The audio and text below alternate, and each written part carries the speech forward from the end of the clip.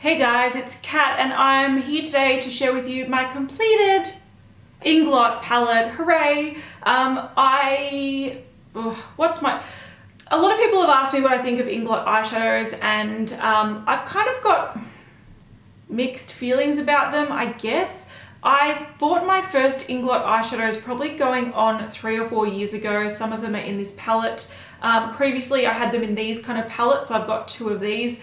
And my problem was that I just picked some weird shades that are pretty shades but didn't like create a full eye look, so I never reached for them. So there's 2 sort of extra shades that I've put in here.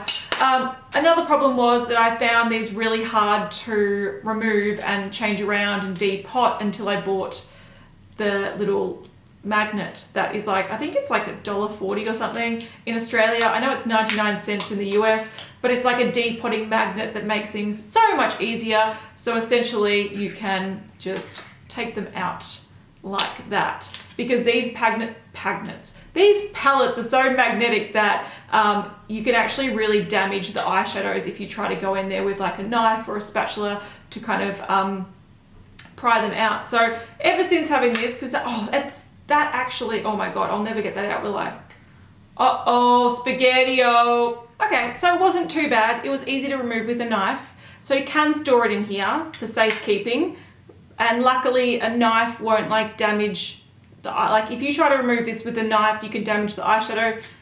It's a magnet, you can't damage it. Okay, I'll store it in there, no worries. Anyway, so I previously have had eyeshadows in these and I just never reached for them because the shades just didn't make a cohesive palette. Okay, so if you don't know much about INGLOT, you pretty much buy these palettes and you buy the eyeshadows individually. They come in these kind of little boxes and you create your own eyeshadow palettes. Now, you can get a whole bunch of these. You can get, I don't know, like 50 pans, 20 pans, you can get heaps of them. I think the smallest one is a 2 pan.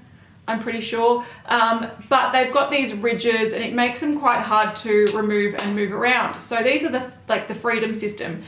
You can get blush versions of them. These sort of eyeshadow shape pans that fit in this, you can also get like lip products and cream products and concealers in that same kind of format. So for example, if you had a really big palette, you could have eyeshadows, you could have lip products, you can have concealers all in one sort of palette. So it's more like designed to be like a makeup artist range, I guess. But I discovered the Flexi Palette, which I like a lot more. So this is more like a Z palette, whereas it has that magnetic closure that the other ones do, but it doesn't have those grooves, so you can kind of move them around really easily. And so I moved all my eyeshadows into this form.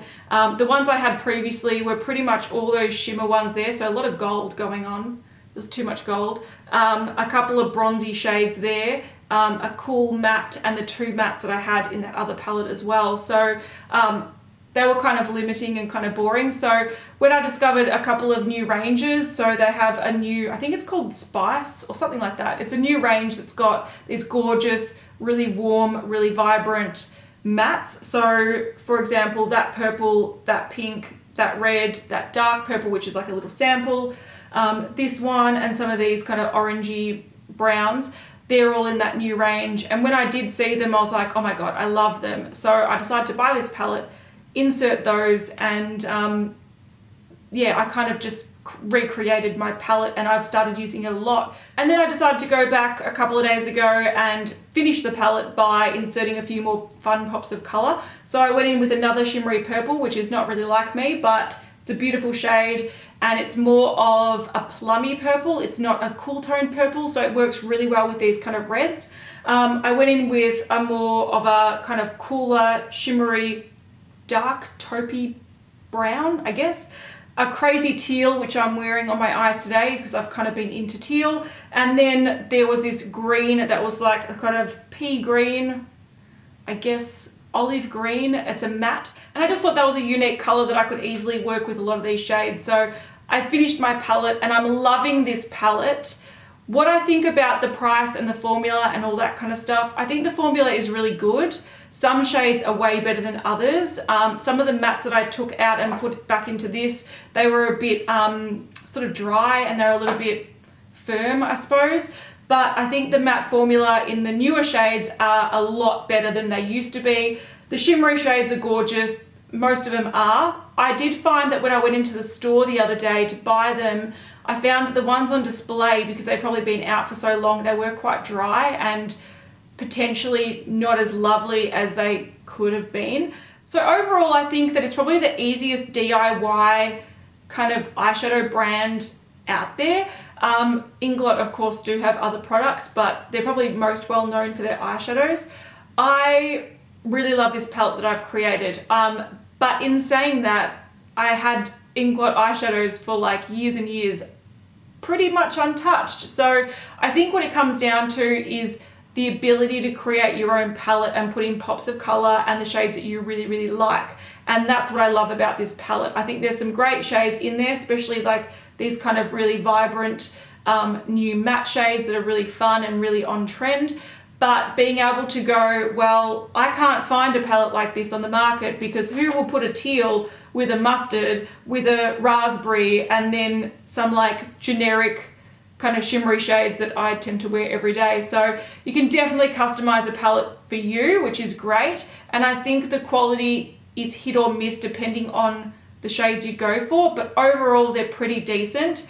I believe from memory each shade is $12 full price in Australia, but you can go to trade shows where I usually get these and you can get them 30% off, which makes them really, really great. So for the amount of product you get in a pan, I think that these are really great value. So in one pan you get 2.3 grams of product. In a normal standard round eyeshadow, you get 1.5 grams. So these are more than, say, a MAC eyeshadow, a Makeup Geek eyeshadow, yet they are pretty affordable for what they are. So overall, I like INGLOT eyeshadows. They're not my all-time favorite, but the freedom to use a Freedom palette and make your own specific eyeshadow palette, I think it's great. I also think that they're bringing out some more kind of current trendy ranges these days. I remember 6 months ago, if you went back, like you went into an INGLOT store, you kind of go, I don't want that shimmery gray, I don't want that, I don't want that. Where's the really warm mattes and the really pigmented reds and stuff like that? They've started bringing them out, which is really, really great. An example of a new shade that's kind of trendy is this matte olive shade. It is part of their newest collection. This was not even in the display, it was off to the side as like a new release thing, and I was looking for that and was really surprised I couldn't find it in the greens, but it's a new release. So I think INGLOT are starting to release some really, really trendy shades that are great, and I love this palette. I'm wearing it on my eyes all today. I'm wearing some of the browns. I think I'm wearing that brown, some of these kind of in the crease, and then that on the outer corner and lower lash line, and I think it's gorgeous. I love it. So yeah, that's kind of a stupid review, but I just wanted to show you my INGLOT palette that I've made. I love it. I love this Flexi palette over the Freedom palettes. So my recommendation, if you were wanting to make like a big custom palette, definitely look into INGLOT. Don't buy all the shades at once. I think you would be doing yourself a disservice if you did that. I'd recommend buying one of these big Flexi palettes and maybe buying, 4 shades or something like that, shades that you know you'll really love and that you'll use a lot. And then I would add to it and build on it, and kind of go, what shades am I missing? What would I love to reach for in this palette?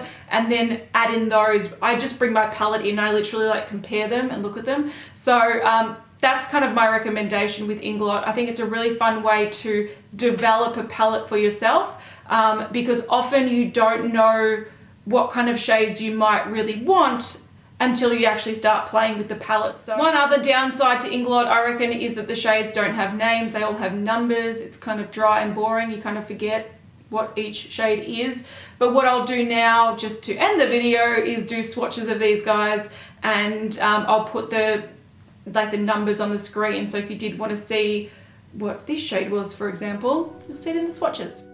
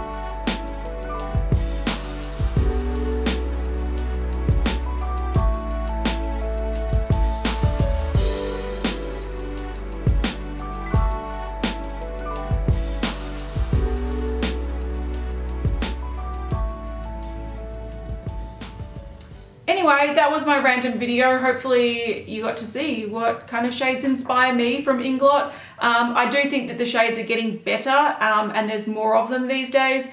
INGLOT is a really interesting brand. It is a Polish brand, so I'll link the INGLOT website down below and the Australian one.